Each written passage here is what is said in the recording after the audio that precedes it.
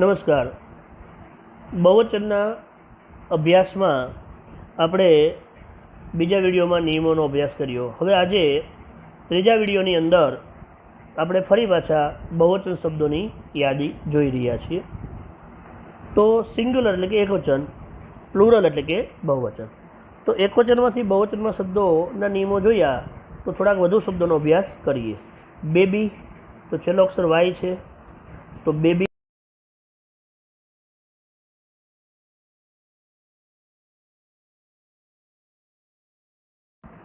Diary, નોંધપોથી, તો છેલ્લો અક્ષર Y છે, તો વાયનો આઈ કરી ES, diaries, DIARIES.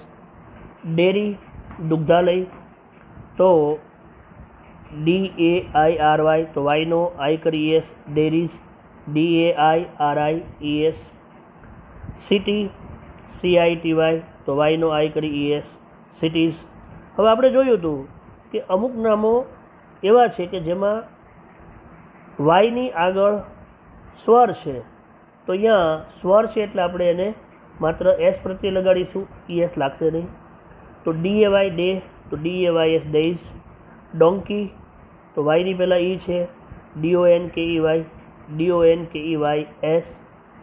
Monkey, MONKEY, તો વાયની પહેલાં ઈ સ્વર છે, તો MONKEYS. બીજા થોડાક શબ્દોનો આગળ અભ્યાસ ચોથા પાના ઉપર કરીએ. તો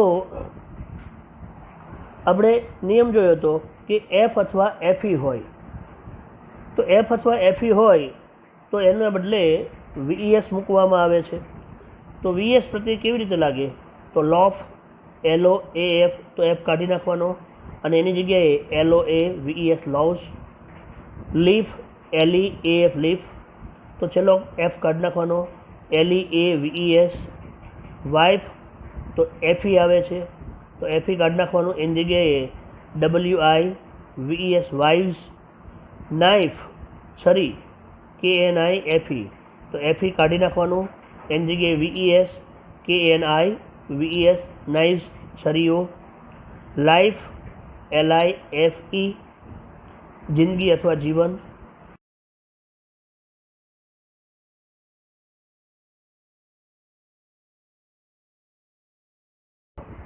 એ નિયમો આધારિત બીજા શબ્દો છે. ડેસ્ક, તો ડેસ્ક.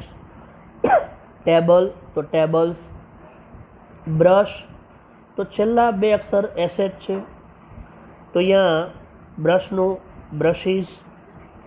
પીછીઓ, કીસ, SS છે, તો કીસીસ. Dish, dishes. મેચ, છેલ્લા બે અક્ષર CH છે, તો મેચીસ. બ્રાન્ચ, છેલ્લા બે અક્ષર CH છે, તો બ્રાન્ચીસ.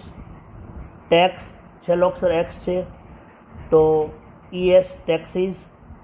બફેલો, તો છેલ્લો અક્ષર O છે, તો બફેલોઝ, ES. મેંગો, તો છેલ્લો અક્ષર O છે, તો મેંગોઝ. હીરો, તો હીરોઝ. પિયાનો, તો પિયાનોઝ. ફોટો, તો ફોટોઝ. આર્મી, છેલ્લો અક્ષર Y છે, તો આર્મીઝ. વોલ્ફ, તો છેલ્લો અક્ષર F છે, તો વોલ્સ. થીફ, છેલ્લો અક્ષર F છે પણ આગળ સ્વર બે આપેલા છે, તો થીવ્સ. શેલ્ફ, તો છેલ્લો અક્ષર F છે, તો સેલ્ફ.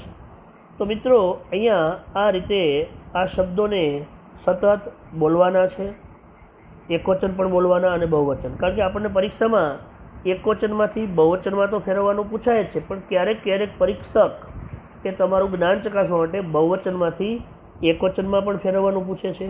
એટલે આપણે બંને સામસામા શબ્દોને યાદ રાખવાના છે, સ્પેલિંગ પાકા કરવાના છે. નીચે તમને થોડાક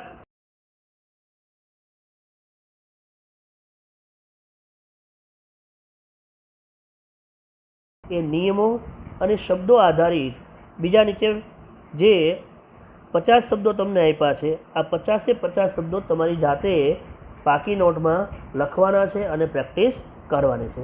હવે ચોથા વિડીયોની અંદર આપણે એના વાક્યોને કઈ રીતે બહુવચનમાં ફેરવવા એ શીખીશું.